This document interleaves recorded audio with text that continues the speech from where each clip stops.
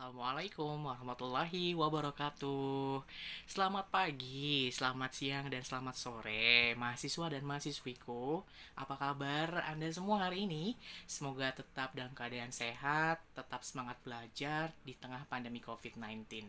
Oke, di pertemuan kelima, mahasiswa dan mahasiswi Universitas Bina Sarana Informatika yang kucintai ini akan membahas persepsi.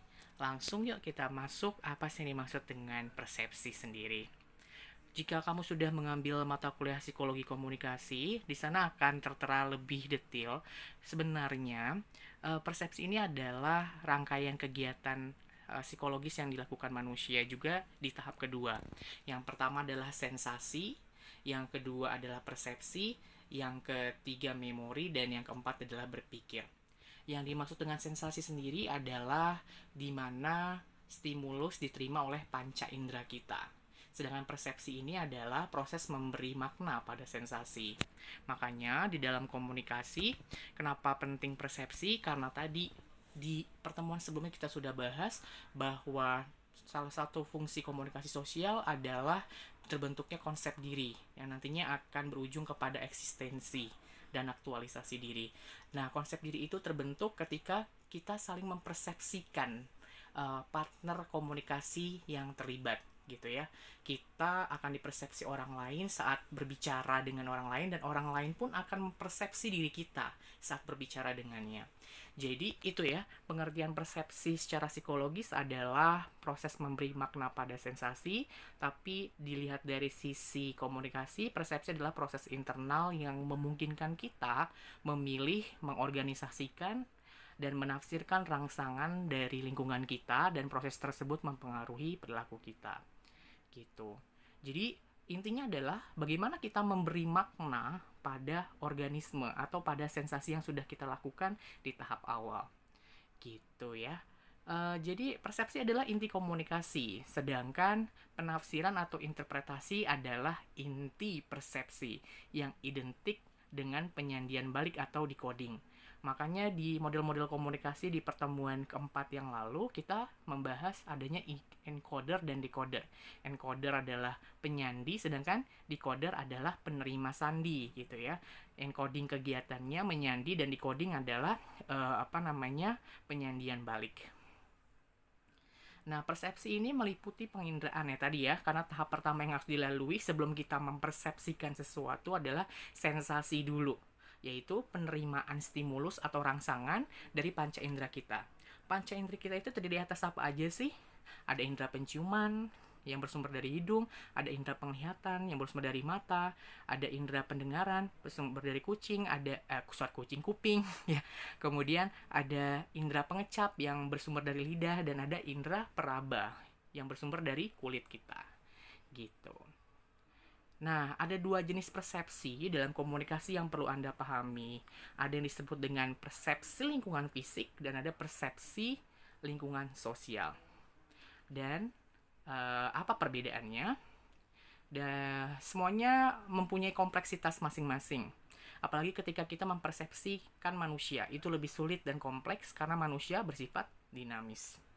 Yang dimaksud dengan persepsi lingkungan fisik adalah ilusi perseptual gitu ya, yang kadang-kadang sering mengecoh kita. Kadang-kadang kita merasa bahwa dunia itu atau bumi itu datar gitu ya, padahal bumi itu tidak datar gitu, bumi itu bulat dan kita berputar pada setiap hari gitu ya, tapi kita merasa tidak berputar.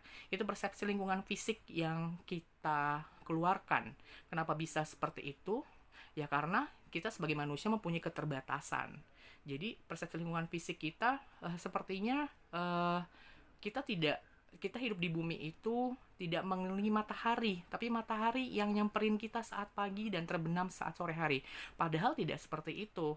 Padahal kita manusia yang tinggal di bumi ini yang mengelilingi matahari, makanya munculnya siang dan malam serta pagi hari.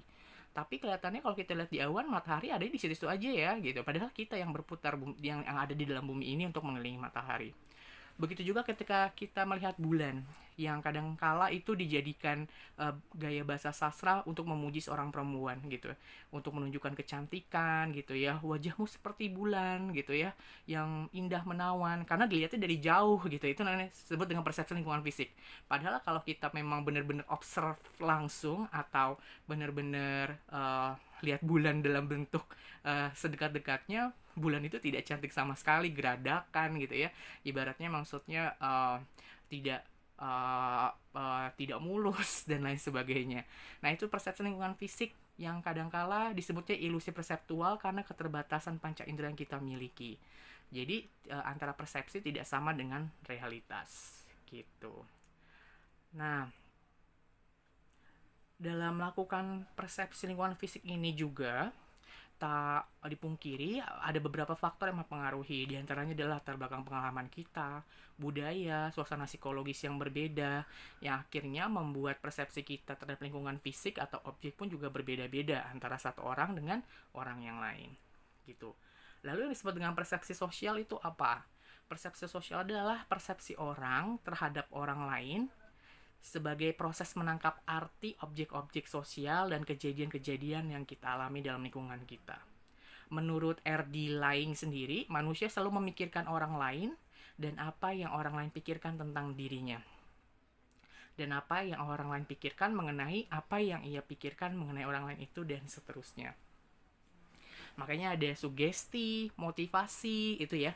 Sugesti itu apa sih? Sugesti ibaratnya ketika kita berpikiran tentang apa ya orang lain pikirkan ketika saya berbicara seperti ini. Ada yang disebut dengan motivasi. Motivasi itu lebih berkonotasi positif, yaitu ketika kita selalu berpikiran positif, orang akan memberikan apresiasi kepada kita terhadap apa yang sedang kita kerjakan atau kita bicarakan. Makanya itu yang disebut sebagai prediksi ya, apa yang orang lain akan pikirkan ketika saya berbicara ini gitu ya. Dan begitu juga apa yang orang lain pikirkan mengenai apa yang ia pikirkan mengenai orang lain itu, dan kita pun juga akan memberikan persepsi kepada orang lain yang berbicara kepada kita gitu. Nah, prinsip-prinsip persepsi sosial itu terdiri atas 5. Pertama adalah persepsi berdasarkan pengalaman. Kedua, persepsi bersifat selektif. Persepsi bersifat dugaan. Persepsi bersifat evaluatif, dan terakhir adalah persepsi bersifat kontekstual. Kita bahas satu persatu. Persepsi berdasarkan pengalaman, ya. Kita mempunyai persepsi terhadap suatu objek tidak bisa dipungkiri dapat terpengaruh dari latar belakang pengalaman hidup yang kita miliki. Gitu ya. Kenapa sih kalau si A bilang si B ini cantik, padahal kalau si C itu bilang dia jelek? Nah, itu tergantung latar belakang pengalaman yang kita miliki juga. Makanya sifatnya relatif subjektivitas gitu. Apa yang baik menurut Anda belum tentu baik menurut saya gitu. Nah, itu disebut dengan persepsi berdasarkan pengalaman. Sebagai contoh di sini, orang yang biasa hidup di luar negeri itu, terutama di budaya Eropa atau Amerika, Belanda, bahkan Belanda gitu ya, cium pipi kanan dan cium pipi kiri sampai 3 kali gitu ya sama orang lain, baik itu sesama perempuan gitu, sesama laki-laki maupun perempuan dan laki, itu adalah hal yang wajar. Justru itu adalah sopan santun yang mereka tunjukkan. Berbeda dengan kita kan, yang orang Indonesia yang hidup di budaya timur, yang mungkin ada sebagian orang yang belum menerima itu, walaupun sekarang sudah biasa dipertunjukkan atau dipertontonkan kayak bagi sebagian orang, terutama public figure atau artis kita, untuk cium pipi kanan dan cium pipi kiri adalah hal yang biasa, tapi belum dapat diterima secara general oleh masyarakat kita. Nah, itu yang menentukan bahwa persepsi kita dalam memandang suatu fenomena atau persepsi sosial di sini ya akan berbeda-beda tergantung latar belakang pengalaman yang kita miliki gitu ya. Di negeri Belanda itu hal yang bagus, justru sopan santun menghargai seseorang. Tapi kalau kita tidak seperti itu. Yang kita tunjukkan adalah salaman sewajarnya, bahkan kalau dengan orang tua harus cium tangan kan gitu. Sedangkan kalau di Belanda gitu ya, untuk budaya cium tangan kepada orang tua itu bukan budaya yang lazim untuk digunakan. Tapi yang mereka gunakan adalah cium pipi kanan dan cium pipi kiri sampai 3 kali, bahkan kanan kiri kanan atau kiri kanan kiri gitu. Nah, begitu juga di budaya Jepang. Budaya Jepang untuk menandakan hormat sama orang, bagaimana yang mereka lakukan? Menundukkan badannya gitu ya. Dan itu ada artinya ketika menundukkan 45 derajat untuk orang yang sebaya, tapi ketika kita menundukkannya 90 derajat, berarti kita hormat kepada orang yang lebih tua. Nah itu yang perlu kita pahami juga gitu. Dan sedangkan Indonesia jarang dan tidak lazim untuk menggunakan itu, tapi yang kita gunakan adalah biasanya cium tangan untuk tanda hormat kita kepada orang yang lebih tua gitu ya. Dan contoh lainnya juga bisa dilihat di PPT. Ada seseorang dengan hidup budaya barat yang terbiasa dengan makan menggunakan sendok garpu dan pisau, sedangkan kita makan dengan tangan. Sudah hal yang lazim, tapi bagi mereka dianggap jorok. Nah itu ada perbedaan pengalaman yang akhirnya mempengaruhi persepsi kita berbeda antara satu orang dengan orang lain. Yang kedua, persepsi bersifat selektif. Selektif itu artinya apa sih?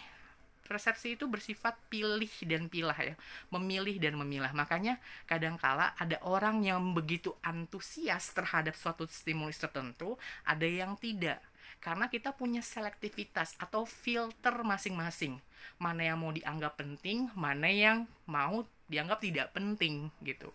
Bagi mereka, bebauan ini penting banget dan mengganggu gitu ya. Tapi bagi orang lain belum tentu itu mengganggu gitu, karena sifatnya selektivitasnya berbeda tadi. Nah, selektivitas yang ada pada setiap manusia itu berbeda-beda, dipengaruhi juga oleh dua faktor, faktor internal dan faktor eksternal.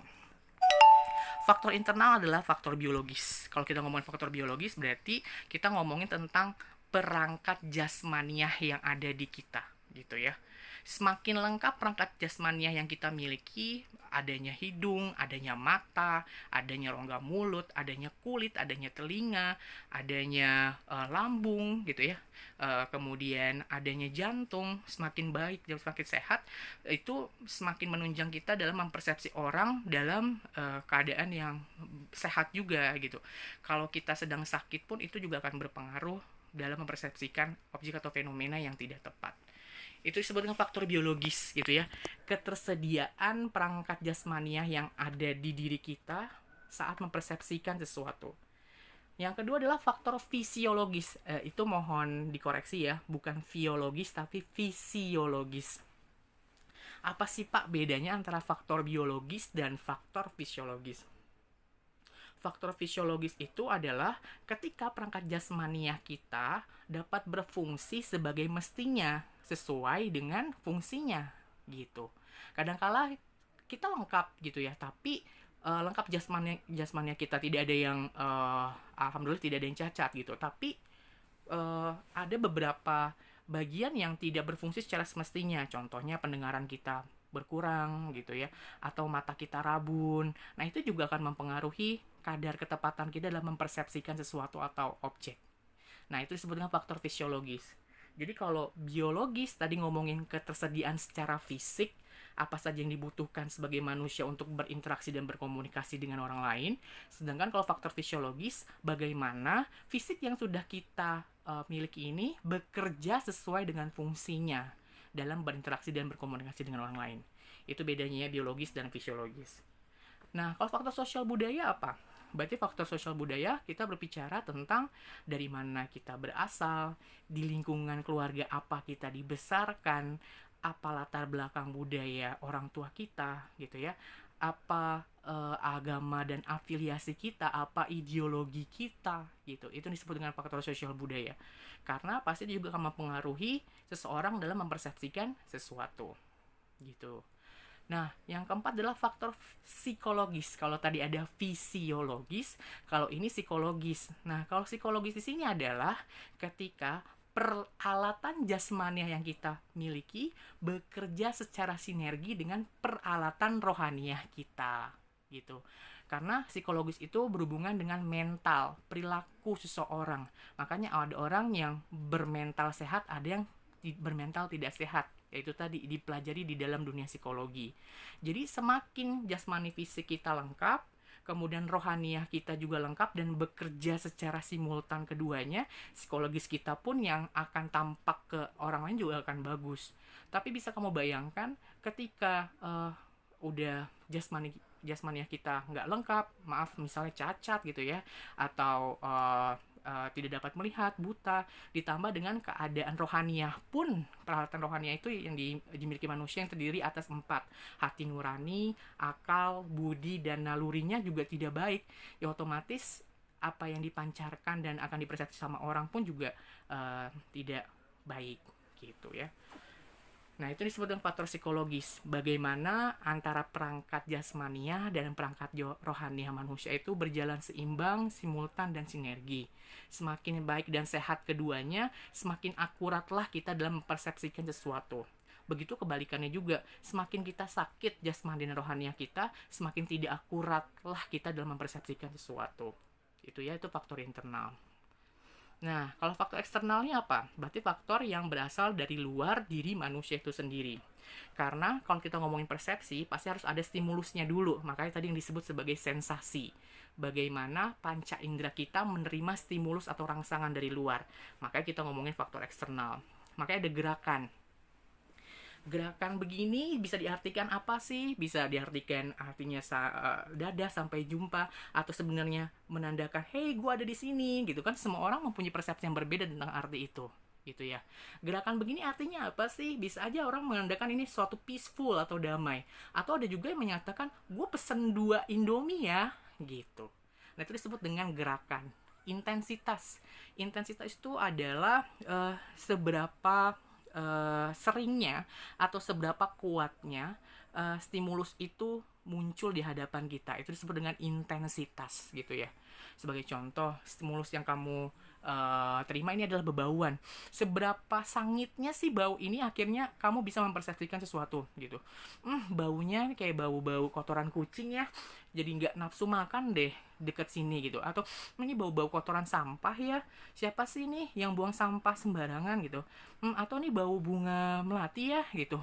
Nah, itu disebut dengan intensitas. Seberapa sering, seberapa kuat munculnya stimulus-stimulus yang datang dari luar dan kita terima oleh panca indera kita gitu. Kalau kontras berarti kita ngomongin tentang warna penglihatan. Makanya ada warna biru muda, biru tua, biru telur asin. Gue nggak mau pakai baju yang ini karena hijaunya terlalu mencolok gitu. Aku maunya hijau toska. Maka ada istilah hijau toska. Gitu. Kenapa kita bisa mempersepsikan hijau toska? Karena kita punya lambang atau stimulus yang sudah kita sepakati bersama. Hijau toska itu hijau yang gradasi atau kontras warnanya itu tidak begitu mencolok seperti hijau dangdut. Misalnya ada yang bilang seperti itu kan, hijau dangdut itu hijau yang mencolok sekali dan lain sebagainya. Nah, berarti kalau ngomongin kontras kita ngomongin tentang kepekatan warna yang berhubungan dengan indera penglihatan kita atau indera mata kita. Kebaruan itu berarti ngomongin tentang newness gitu ya. Seseorang akan semakin interest biasanya dengan hal-hal yang baru gitu. Contohnya dulu nggak ada tuh istilahnya boba, minuman-minuman yang sekarang merupakan inovasi yang dijual entrepreneur gitu ya. Gabungan antara seperti layaknya apa sih yang bola-bola seperti itu ya gitu ya, bola-bola kayak agar-agar gitu dicampurkan dengan minuman kopi dan lain sebagainya. Nah, karena kamu merasa itu hal yang unik dan inovasi yang baru, akhirnya stimulus itu kamu anggap dan kamu persepsikan hal yang mungkin nyaman untuk kamu terima setelah kamu rasakan rasanya dan setelah kamu kamu cicipi rasanya dan itu sangat cocok di lidah kamu, akhirnya kamu menerima kebaruan itu. Nah, itu disebut dengan kebaruan atau newness. Jadi faktor eksternal yang diterima oleh panca indera kita yang belum kita dapatkan sebelumnya. Akhirnya kita mempersepsikan kalau semakin baru itu kita semakin penasaran, biasanya seperti itu kan. Makanya hal yang wajar terjadi, misalnya kita mendapatkan teman baru itu lebih tertarik untuk dikulik dibandingkan teman lama. Bahkan kadang-kadang orang lebih gampang untuk melupakan teman lama dibandingkan ke teman yang baru karena tadi rasa penasarannya lebih tinggi dibandingkan teman yang lama gitu. Kebaruan makanya. Nah, yang selanjutnya adalah perulangan objek yang dipersepsi. Yang tadi juga seperti saya sudah ungkapkan. Jadi semakin sering kita untuk menerima stimulus atau rangsangan yang datang dari luar, ya kita semakin mempersepsikannya sebagai suatu hal yang wajar atau biasa aja gitu. Kecuali dengan hal yang baru gitu. Ini bau apa sih? Contohnya seperti itu ya. Kita mencium bauan yang aneh gitu. Ini bau apa sih yang belum pernah kita cium sebelumnya? Mungkin itu akan lebih mengusik rasa keinginan tawan kita untuk membuktikannya. Sumbernya dari mana gitu. Kemudian kenapa bisa mencium bau ini dibandingkan mungkin bau-bau yang sudah kamu biasa cium sebelumnya gitu ya. Ya bau bunga melati seperti ini gitu. Ketika kamu mencium aroma bunga melati, ya tidak wajar lagi pasti kamu udah tahu ini bunga melati karena saya udah sering mencium bunga melati ini gitu. Makanya disebut ada perulangan objek yang dipersepsi. Jadi semakin sering diulang, jadi semakin kita permisif atau lebih menerimanya dengan wajar dibandingkan hal-hal yang baru tadi gitu. Nah, yang ketiga, persepsi bersifat dugaan. Nah, ini sangat menyangkut sekali dengan prinsip komunikasi yang kita bahas di pertemuan ketiga ya. Ketiga, yang bilang bahwa pelaku komunikasi itu melibatkan prediksi ya. Nah, ini makanya persepsi bersifat dugaan. Karena panca indera kita itu tidak lengkap, maka kadang-kala kita menimbulkan dugaan-dugaan tersendiri atau hipotesis sendiri yang langsung meloncat pada kesimpulan. Contohnya, ketika kita melihat gunung es, kita hanya melihat bagian atasnya, namun kita menduga bahwa ada bagian gunung es di bawah permukaan air. Gitu. Atau contohnya, misalnya, kamu melihat teman laki-laki yang gondrong, bertato, kadangkala apa sih stigma yang terbentuk dalam benak kamu? Anak nih brutal ya, apa preman ya, atau saya takut deh deket sama dia. Jangan-jangan dia nanti akan mencelakai saya ya, karena mungkin ada persepsi yang terbentuk oleh kamu gitu ya. Kamu terbiasa menonton TV atau menonton film yang menunjukkan preman itu identik dengan tato gitu ya, rambut gondrong gitu ya, tidak rapi, celananya sobek-sobek. Nah, itu disebut dengan dugaan.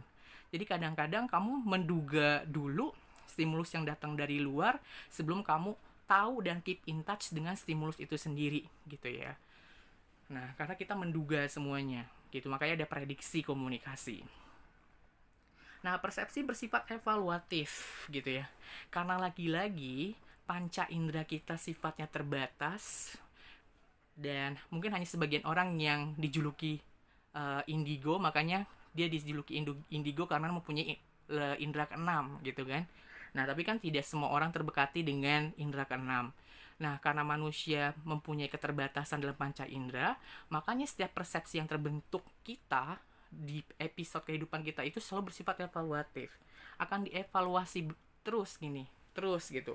Apakah benar ya ketika saya berpersepsi seperti ini sekarang gitu dibandingkan yang dulu? Karena experience is the best teacher, karena pengalaman adalah guru yang terbaik gitu.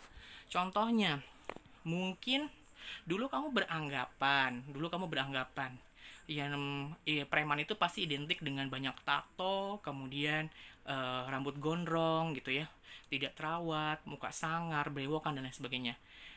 Sekarang kamu bertemu teman yang seperti itu. Ternyata apa yang kamu duga atau kamu prediksi yang dulu tidak terjadi pada karakter pribadi dia yang sekarang gitu ya. Dia lebih santun gitu ya. Dia lebih ramah, bahkan ibadahnya rajin, boro-boro untuk menyakiti hati orang, perkataannya juga santun. Nah, akhirnya kamu memutuskan tuh, persepsi yang pernah saya pernah saya ciptakan dulu salah ketika bertemu dengan orang ya, dengan ciri-ciri yang sama tapi tidak seperti itu ya. Nah, itu disebut dengan persepsi bersifat evaluatif gitu ya. Selalu ada hal-hal yang perlu dievaluasi sesuai seiring dengan bertambahnya usia dan kepribadian kita sebagai manusia yang matang. Kayak dulu contohnya, saya takut dengan ondel-ondel waktu kecil gitu ya. Mungkin kalau ada ondel-ondel saya udah ngumpet gitu di bawah meja. Tapi sekarang bertambahnya usia dan kepribadian saya, sekarang saya sudah sadar persepsi itu harus dievaluasi. Karena dulu saya beranggapan bahwa itu boneka raksasa yang gak ada orangnya. Jadi seperti layaknya monster yang menghampiri saya dan saya harus menghindar ketika ada ondel-ondel, apalagi dengan musik-musik khasnya yang biasanya dimainkan. Nah, sekarang setelah dewasa saya tahu ternyata itu bukan berjalan sendiri, ada orang di dalamnya gitu. Bahkan anak kecil yang menjalankan di dalamnya. Jadi ngapain saya harus takut? Nah, itu disebut dengan persepsi bersifat evaluatif. Seiring dengan perkembangan kepribadian kita dan juga perkembangan alat jasmania dan rohaniah kita sebagai manusia yang matang atau pribadi yang matang. Gitu ya, bersifat evaluatif. Nah, persepsi bersifat kontekstual. Nah, rangsangan dari luar harus diorganisasikan dari semua pengaruh dalam persepsi kita. Konteks merupakan salah satu pengaruh yang paling kuat. Konteks itu artinya apa? Kemarin kita udah ngomong juga di salah satu prinsip komunikasi ada dimensi isi dan dimensi hubungan. Dimensi isi berarti berhubungan dengan konten, apa muatan informasi yang kita sampaikan. Kalau hubungan adalah ruang lingkup yang menyelimuti kita saat menyampaikan sesuatu. Makanya kalau ngomongin kontekstual, kita harus tahu dulu nih, ruang lingkup kita ngomong kayak begini di situasi apa, karena artinya bisa berbeda gitu. Nah, ini biasanya terjadi di dalam menanggapi bahasa-bahasa sastra. Dia itu kembang desa loh di Depok, contohnya seperti itu. Nah, kembang desa di sini kan bukan berarti dalam arti sebenarnya dia itu berupa kembang atau tumbuhan, tapi adalah makna konotatif yang mengatakan perempuan tercantik di kota Depok gitu. Nah, ini yang perlu kamu perhatikan juga, jadi persepsi kamu ketika mendengar kata-kata orang yang menyebutkan dia kembang desa, kamu harus bisa pilih dan pilah bahwa kembang desa di sini bukan dalam arti dia itu tumbuhan bunga, tapi dia adalah wanita tercantik di desa atau di kota Depok gitu. Atau ada bilang seperti jangan mau bergaul sama dia itu panjang tangan. Panjang tangan di sini kan bukan berarti dia tangannya panjang sekali melebihi kapasitas manusia normal, tapi dia makna kiasan yang mempunyai arti dia tuh suka mencuri gitu. Jadi hati-hati ketika berteman dengan dia. Lu kepala batu banget sih, udah gue bilang jangan main api, sekarang terbakar kan. Nah, kepala batu di sini kan bukan berarti kepala kita terbuat dari batu, tapi dia keras kepala, susah dibilangin gitu ya. Teguh prinsip yang kadangkala kalau udah dia nyatakan A, nggak bisa untuk dibilangin sama orang lain untuk berubah ke B, C, D, dan D. Nah, itu disebut sebagai stimulus atau lambang verbal gitu ya, bahasa yang kadang-kadang kita harus lihat konteksnya. Karena itu bisa diartikan bukan konteks sebenarnya, tapi konteks kiasan yang mempunyai makna tersendiri. Nah, itu yang disebut sebagai persepsi bersifat kontekstual.